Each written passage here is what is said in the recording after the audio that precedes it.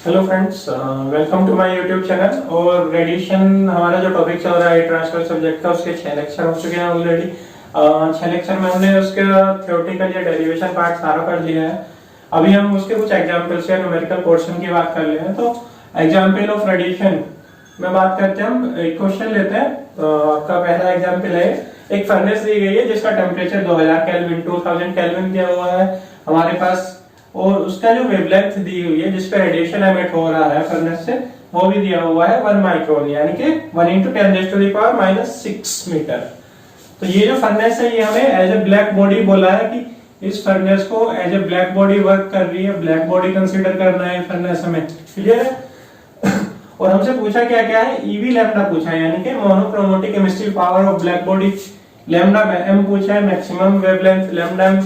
और EB lambda M पूछा है, यानी कि मोनोक्रोमैटिक एमिसिव पावर है, मैक्सिमम वेवलेंथ पूछा है। 3 क्वेश्चन पूछे गए हैं यहाँ से आपसे। तो ईबी लैम्डा हमने पढ़ा है किसमें, आपके प्लांक्स लॉ में पढ़ा है। ईबी लैम्डा का फॉर्मूला ये था आपके पास 2πc1/λ⁵ e की पावर c2/λt-1। तो फर्स्ट पार्ट देखते हैं इसका, ईबी लैम्डा यानी कि monochromatic emissive power of black body निकालनी है हमें। हमारे पास 2πc1 की वैल्यू यहाँ पर मैंने बताया था आपको प्लांक्स लॉ में, ये वैल्यूज 2πc1 और c2 की वैल्यू डायरेक्टली आपको याद रखनी है। ये हो सकता है आपको एग्जाम में अगर क्वेश्चन आता है तो दी हुई मिल जाए या दी हुई ना भी मिले, तो आपको ये वैल्यूज याद रखनी है।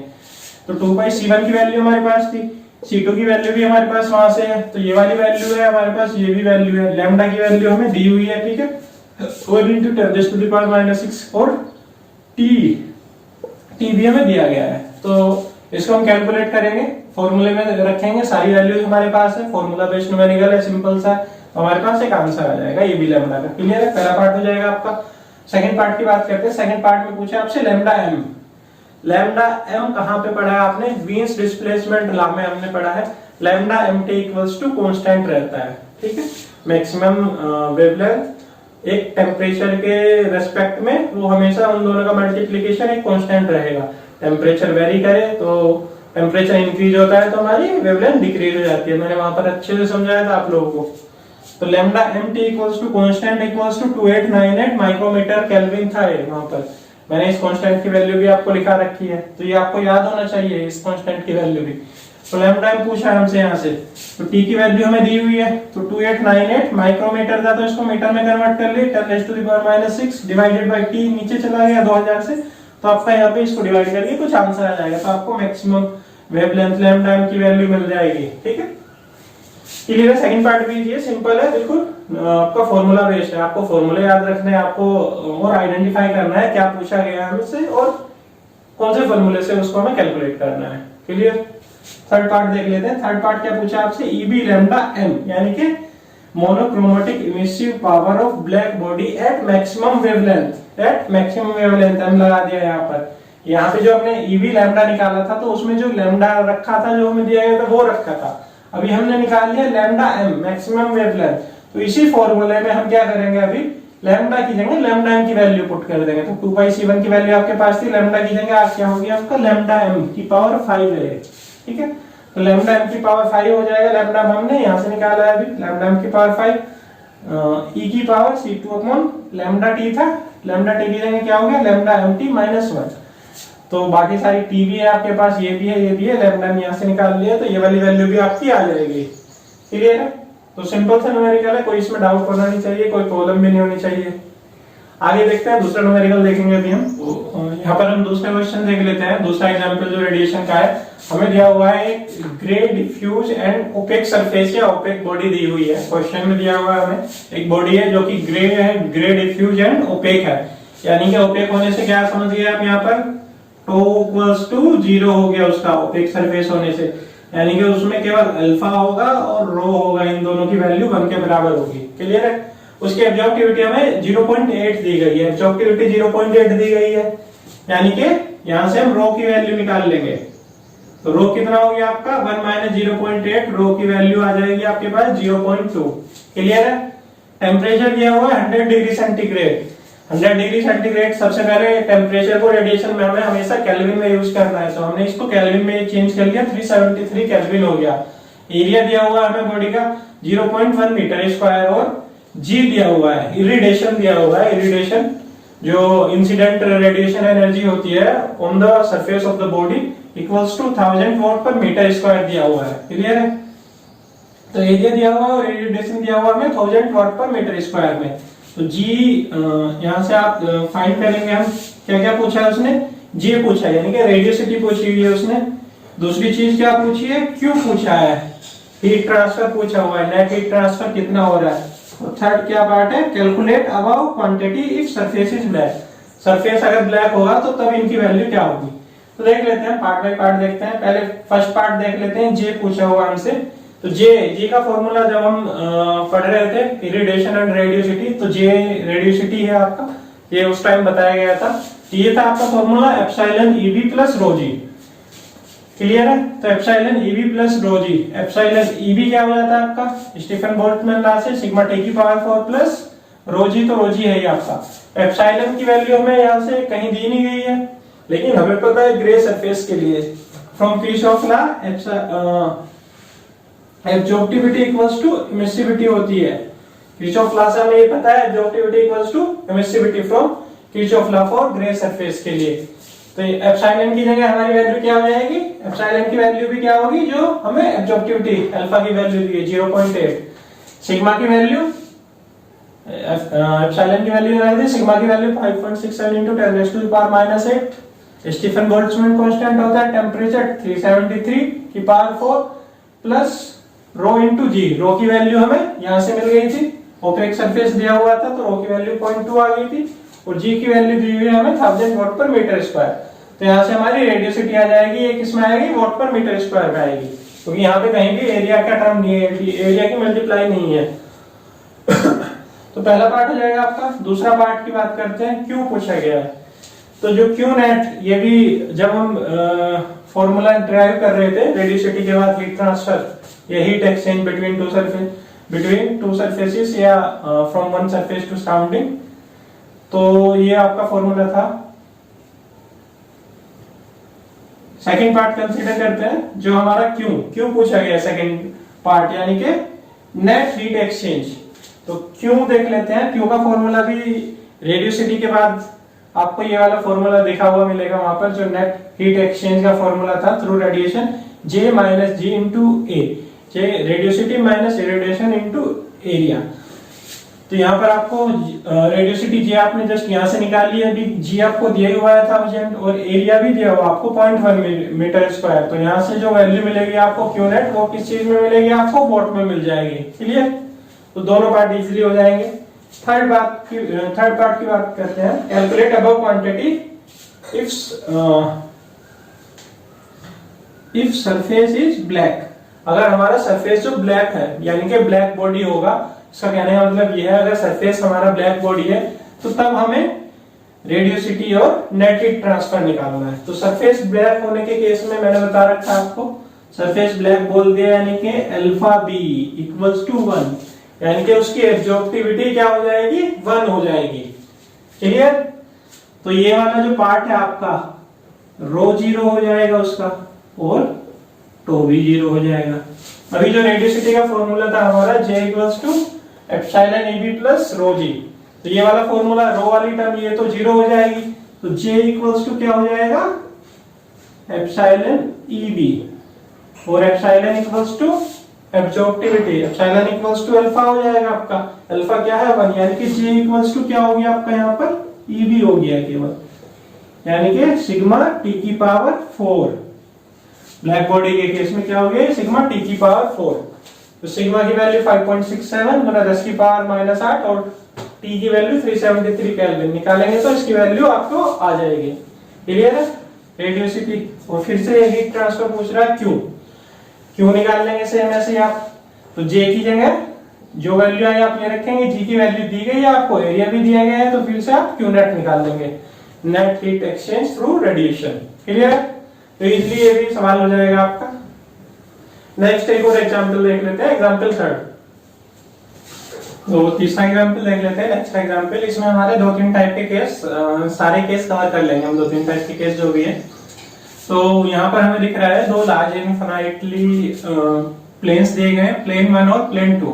प्लेन 1 का टेम्परेचर 800 केल्विन और एमिसिविटी दी हुई है 0.5। प्लेन 2 का टेम्परेचर 500 केल्विन और एमिसिविटी दी हुई है 0.4। क्लियर है? और इसके बीच में आप देख रहे होंगे एक रेडिएशन शील्ड भी दी गई है। तो ये रेडिएशन शील्ड है, इसका जो एमिसिविटी दी गई है वो दी गई है 0.3। एमिसिविटी तीनों की अलग अलग है। तो इस क्वेश्चन में हमसे पूछा गया है कि जो परसेंटेज रिडक्शन होगा विद शील्ड वो कितना होगा, यानी कि जो हीट ट्रांसफर हो रही थी हमारी through radiation between surface 1 and surface 2, plane 1 and plane 2, without shield के केस में वो शील्ड के साथ में कितनी परसेंट घट जाएगी, ये बताना है हमें। इसमें आपके दो टाइप के क्वेश्चन कवर हो जा रहे हैं। एक तो अगर विदाउट शील्ड दिया हुआ हो ये क्वेश्चन आपको, तो सिंपली हीट ट्रांसफर पूछेगा बिटवीन प्लेन 1 एंड प्लेन 2। तो एक तो सिंपल क्वेश्चन ये हो गया, और विद शील्ड दे दिया है तो आपको विदाउट भी निकालना पड़ेगा, विदाउट शील्ड वाला, विद शील्ड वाला निकालना पड़ेगा और परसेंटेज रिडक्शन निकालना पड़ेगा। तो दो टाइप के क्वेश्चन इसमें आपके कवर हो जा रहे हैं इस सवाल में। तो सबसे पहले क्या करेंगे, हम विदाउट शील्ड का निकाल लेंगे। तो Q12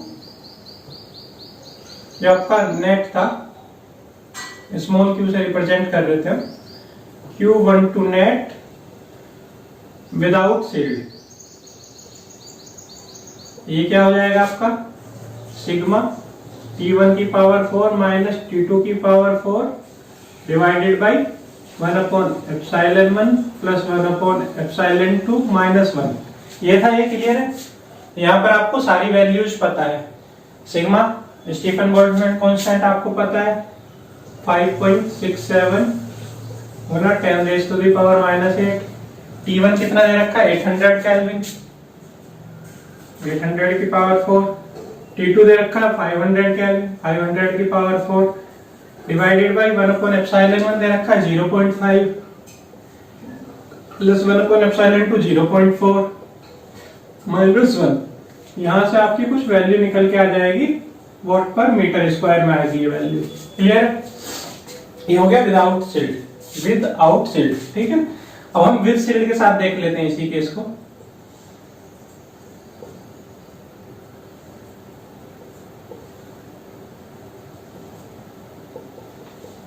with shield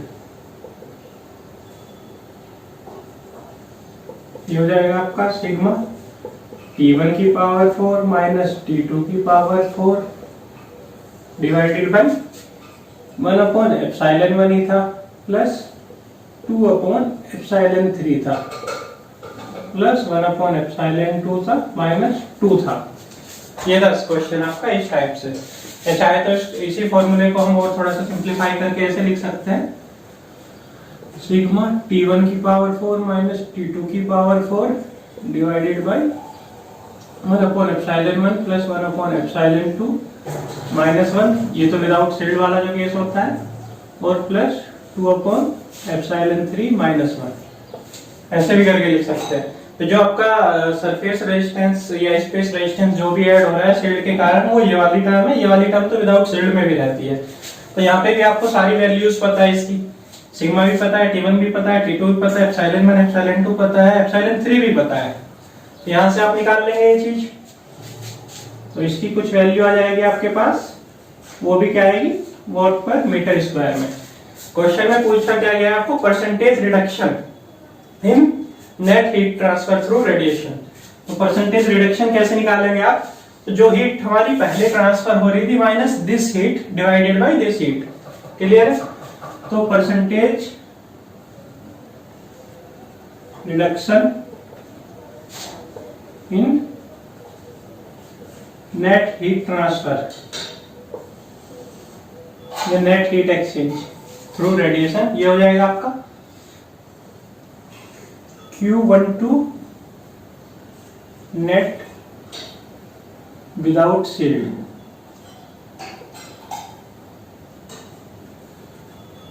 minus Q12 net with shield divided by Q12 net without shield into 100 करके ये आपका परसेंटेज रिडक्शन आ जाएगा। क्लियर है? तो ये सवाल आपको यहाँ से Q12 विदाउट शील्ड की वैल्यू आ जाएगी, यहाँ से Q12 विद शील्ड की वैल्यू आ जाएगी, इसको डिवाइड करेंगे Q12 विदाउट शील्ड की वैल्यू से, तो आपका कितना परसेंट रिडक्शन हुआ तो ये आपके पास आ जाएगा यहाँ से। तो ये क्वेश्चन हो गया आपका। इसी में एक और टाइप को अब हम कंसीडर करते हैं, एक और टाइप इसमें ले लेते हैं। एक और टाइप लेते हैं हम, सपोज ये अभी एक शील्ड थी, हमने एक शील्ड और इंट्रोड्यूस कर दी यहाँ पर जिसकी एमिसिविटी भी अलग है, एप्सिलॉन 4 होगी इसकी एमिसिविटी, ये सपोज 0.2 है। अभी हमारी कितनी शील्ड होगी इसमें? 2 शील्ड होगी। तो जो आपका एक्सप्रेशन था विदाउट शील्ड वाला वो तो सेम रहेगा, उसकी वैल्यू सेम आएगी। लेकिन ये जो आपका विद शील्ड वाला एक्सप्रेशन था, ये जो एक्सप्रेशन था 2/3 प्लस 1/2 -2 करके, ये इसको हमने सिंप्लीफाइड फॉर्म में लिखा था ये वाला करके। तो इसको हम क्या कर सकते हैं, ये वाला एक्सप्रेशन आपका यहाँ पर तो एक शील्ड के लिए था, 2 शील्ड हो गई अभी हमारी, तो ये वाला एक्सप्रेशन क्या हो जाएगा, सिग्मा T1 की पावर 4 माइनस T2 की power 4 divided by 1/1 plus 1/2 minus 1, ये तो एज इट इज था इस वाले केस में, प्लस 2/3 माइनस 1, ये सेकेंड वाली शील्ड के लिए, ये फर्स्ट शील्ड जो हमने अप्लाई की थी उसके लिए, प्लस एक और शील्ड अप्लाई कर दी अभी हमने, तो उसके लिए हो जाएगा 2/4 माइनस 1। तो इस वाले एक्सप्रेशन से हम इसकी वैल्यू कैलकुलेट कर लेंगे, तो इसकी वैल्यू फिर से हमें वाट पर मीटर स्क्वायर में आ जाएगी, कुछ वैल्यू आएगी इसकी, उसको वापस परसेंटेज रिडक्शन में ऐसा करके निकाल सकते हैं। तो क्लियर है हमें कैसे निकालना है? विदाउट शील्ड होगा, सिंपल क्वेश्चन होगा उस वाले केस में, विद शील्ड सिंगल शील्ड होगी तो उस वाले केस में कैसे निकाला, डबल शील्ड होगी तो उस वाले केस में कैसे निकाला।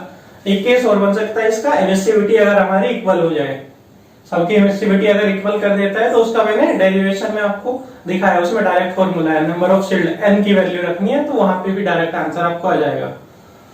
तो दैट्स ऑल, रेडिएशन में इस टाइप के क्वेश्चन आपके बन सकते हैं।